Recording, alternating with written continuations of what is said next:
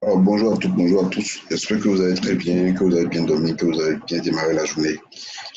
Alors, bienvenue dans le Good Morning Market du 4 avril 2019. Comme vous le voyez à l'écran, pas de mouvement sur USD depuis hier. On était quelque part ici quand on faisait la revue de marché, le Good Morning Market hier. Alors, le plan était d'attendre la cassure de ce petit range. D'accord, parce qu'on avait ajouté Shimoku hier, on voyait que le nuage était à l'horizontale, donc voilà. On avait la formation de ce petit range ici avec la bonne supérieure à 1,1255, d'accord, et la bonne inférieure à 11,80. Voilà. Alors, comme je l'ai dit hier, il serait préférable d'attendre la clôture dessus de 1,1255 pour tout au moins aller chercher les 1,1300. D'accord. Bon, il y a également ce niveau qu'il faut surveiller, les 1,1213, d'accord, qui peut embêter un peu avant qu'on aille chercher les 1,1300. Alors, juste là, le prix évolue toujours au sein du range, du petit range qu'on a détecté.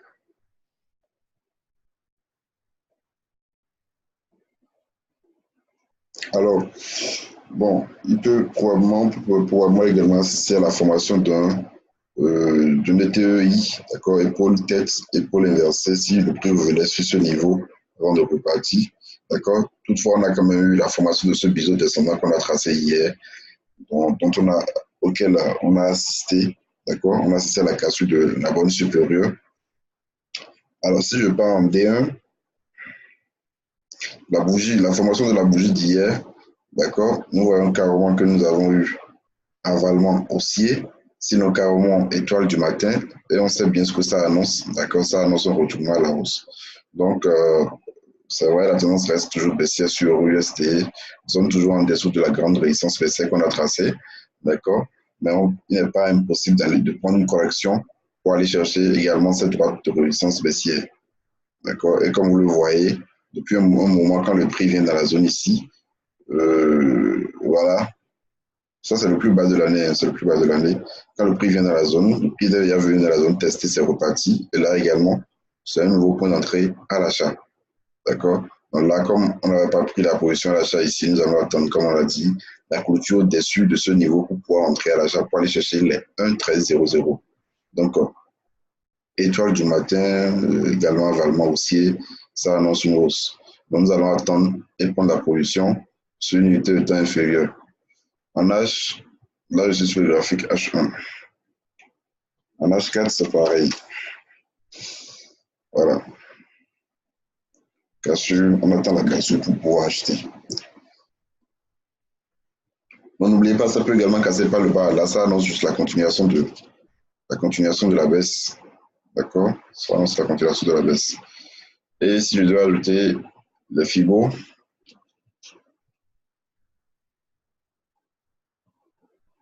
c'est où le FIBO là?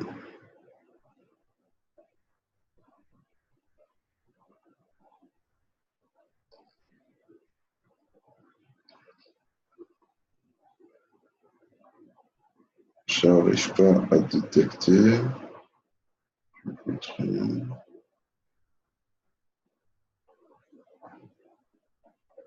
Voilà.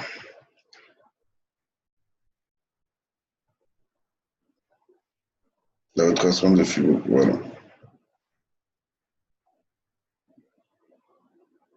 Donc là, nous sommes carrément sur les 50% de ce mouvement-là. D'accord. Les 50% de ce mouvement baissier que nous avons eu ici. Le prix est actuellement sur les 50%. Nous avons les 61,8% à ce niveau.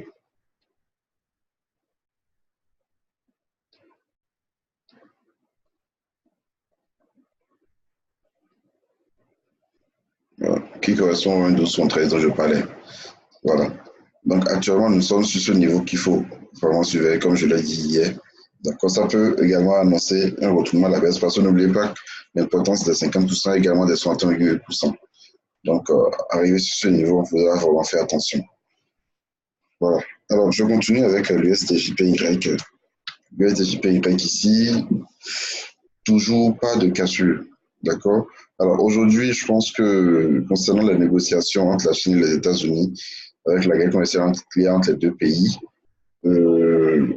je crois que Donald Trump, le président américain, reçoit le vice-premier ministre, le vice-président chinois, je pense, toujours pour les négociations, dans le cadre de ces négociations-là. Donc, il va y avoir du mouvement sur la JPY, donc nous allons surveiller le dollar yen dans la journée. D'accord? Alors, comme on l'a dit, bon, là également, comme je l'ai dit, on pouvait prendre le rebond, mais bon, juste là, il n'y a pas de mouvement. Il n'y a pas de mouvement, nous sommes en consolidation. D'accord? Donc, ça fait du surplace, ça fait une petite dérive latérale pendant un moment. Donc, ça peut casser par le haut. D'accord? Tant qu'on est en dessous, on peut chercher à prendre ce rebond-là, c'est-à-dire vendre avec un stop loss légèrement au-dessus. Donc là, tu vois, avec si on doit vendre, le stop loss sera placé à 22 pips, 25 pips. D'accord? Avec un TP jusqu'à ce niveau-là, donc 40 pips au moins. Alors, si ça clôturait au-dessus, là, on va essayer pour aller chercher le plus haut de l'année sur l'USDJPY. Donc, le plan n'a pas changé. Depuis hier, c'est le même plan qu'on a établi. D'accord? Rebond, rebond, rebond. Si cassure, achat, pour aller chercher la prochaine résistance. Et si clôture au-dessus de cette résistance, alors là, c'est parti pour l'USDJPY. Donc, nous sommes sur un niveau vraiment important. Nous allons voir comment ça va réagir.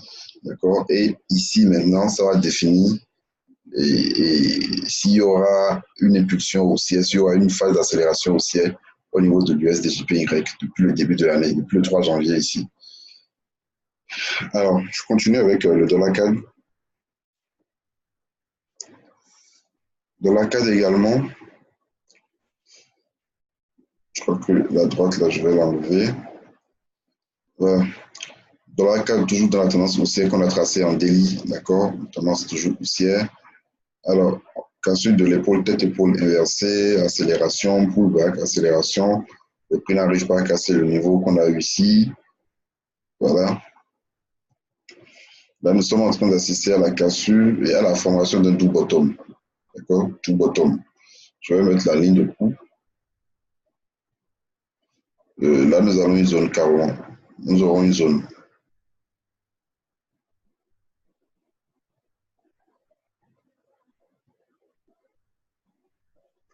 Voilà. La zone va coïncider avec la ligne de coup de l'ancien, comment appelle-t-on, du double top qu'on avait eu à ce niveau. D'accord? Cassure, pullback, accélération haussière.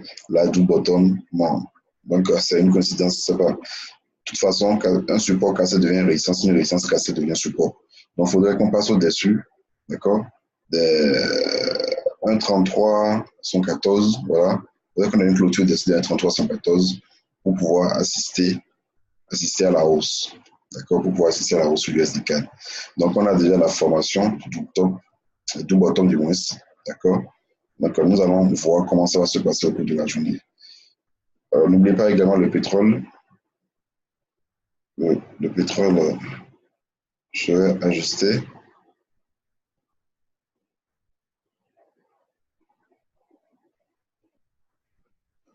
Donc, ça forme carrément une figure de consolidation. Voilà. Donc, USD4, 1,3314 à surveiller. D'accord? 1,3314 à vraiment surveiller. Voilà. Donc, c'est pas pour rien si ça rebondit, si c'est effectivement à cause de cette creux que nous avons eu ici. Voilà. Donc, je crois qu'on avait mal tracé en retraçant par ce creux et cette creux-là. Donc, c'est le premier creux ici, ce niveau. Deuxième creux, et effectivement, ça rebondit exactement sur le support aussi. C'est sur la même trajectoire. Donc, 1,3374, le niveau à surveiller sur l'USD4 aujourd'hui. Clôture au-dessus, achat pour aller chercher la bande supérieure de ce triangle symétrique que nous avons ici. Alors, je continue le GBP-USD. GBP-USD, bon, rien à signaler. C'est toujours le même plan, hein, toujours le même plan. Figure de consolidation, triangle descendant, d'accord? Je veux bien, voilà, bien ajuster. Donc, rebond. Là également, nous allons suivre pour voir comment ça va se passer. D'accord? Comment ça va se passer sur la résistance baissière, la bande supérieure du triangle descendant. Et là, nous pouvons chercher à prendre une vente. Ou carrément, attendre la cassure. Je répète, nous allons faire attention au GBP à cause des tractations sur le Brexit. D'accord. Alors, triangle descendant, rien n'a changé. D'accord, rien n'a changé. Le plan reste le même. Nous allons surveiller pour prendre le rebond ou carrément la cassure. D'accord, ou cassure pas le bas. Là, ça va annoncer vraiment la baisse. Donc, rien n'a changé. On avait ce support aussi qu'on avait tracé en temps. Voilà.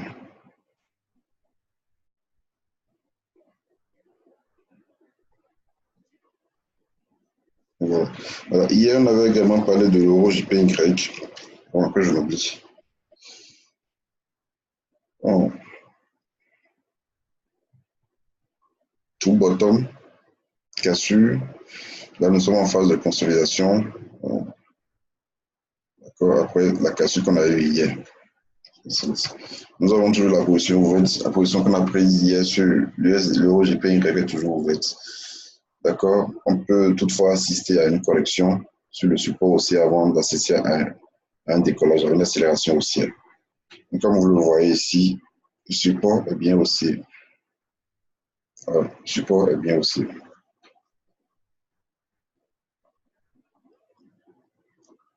Je vais peut-être utiliser Fibo. Voilà, 50%. Alors, vous allez forcément vous demander pourquoi j'ai commencé par utiliser les Fibo. C'est hier en faisant le cours aux étudiants du Burkina que nous avons vu les. Bon, on n'avait pas l'habitude de faire ça dans des formations. Alors, en faisant ça, j'ai vu effectivement son utilité, que ça peut vraiment servir. Ça peut vraiment servir. Et sinon, vraiment que ça sert, surtout quand vous avez raté un mouvement comme une accélération haussière, d'accord, que vous cherchez à prendre le rebond sur une correction, d'accord, les fibres peuvent vous aider pour prendre les différents niveaux de retracement, notamment, comme je l'ai dit, les 0,50 ou les 0,618, d'accord. Donc, soit sur ce niveau, vous voyez ce niveau-là correspond exactement à cette résistance, c'est la bande supérieure à la ligne de coup du moins, de tout bottom qu'on avait eu ici, d'accord. Donc, rebond ici, les 50%, ou carrément sur les 61,8%. Donc, il n'y a pas de hasard. D'accord. Il n'y a pas de hasard. Donc, ce sont des niveaux vraiment qui aident vraiment, qui aident effectivement. Donc, le plan reste le même sur l'USD-JPY et Euro-JPY du moins. Soit sur celui qui n'a pas acheté encore, pour celui qui n'avait pas encore acheté, soit vous attendez le rebond sur le support haussier, d'accord, soit la cassure par le haut de cette petite consolidation que nous avons en haut ici. Là, vous allez plutôt sur ça en M15. Ouais.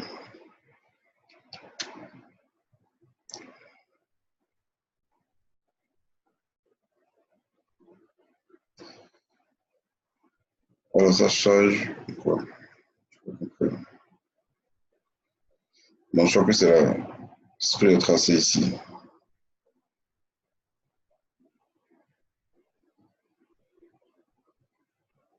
Voilà. Donc, soit le rebond sur le support aussi que j'ai tracé en H1 ou la cassure par le haut de cette petite résistance baissière ici. D'accord?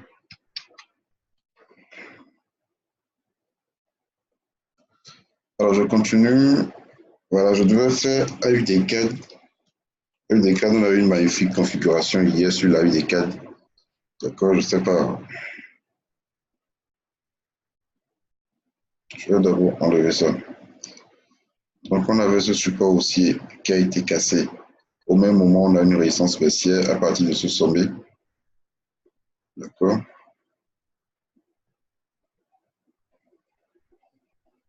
Apparemment, la résistance baissière a été cassée. Sinon, on avait pris la vente sur le rebond, surtout cette mèche-là hier. Alors, le stop est placé légèrement au-dessus de ce sommet. Et là, la résistance baissière a été cassée. Donc, le CAD est un peu faible. Le CAD est un peu faible. Donc, voilà. Je crois qu'il est toujours possible d'assister à la hausse parce que, bon, voilà. On avait également, le week-end passé, détecté l'épaule tête-épaule, d'accord? Épaule, tête, épaule. Je crois que c'était un H4. Voilà, épaule, tête, épaule. Cassure.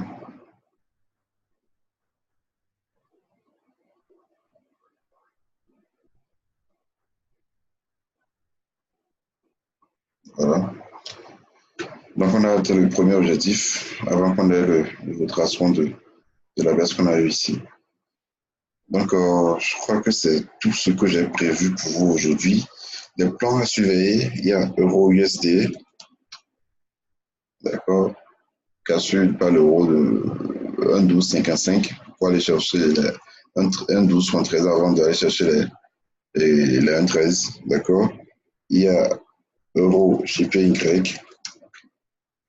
qu'il faut surveiller, cassure du bottom, accélération, consolidation, probable retour des prix sur le support aussi avant décollage ou carrément cassure à prendre en M15 de cette petite résistance spéciale.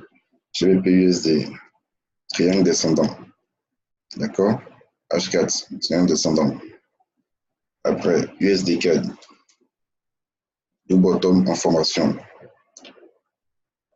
d'accord, tout bottom en formation, 1,3314 à surveiller. Donc voilà les plans de la journée que nous allons surveiller ensemble. N'oubliez pas de liker, de partager et de nous écrire si vous avez des questions. Vous avez le numéro en dessous de la vidéo. N'oubliez pas également que la prochaine vague de formation pour le Bénin, c'est pour le 13 mai, voilà, le 13 mai 2019, 13 mai prochain. Et qu'il y a une prochaine vague de formation le 8 avril prochain au Burkina pour le Money Time Tour. Alors, passez une excellente journée et très bonne séance de trading à tous.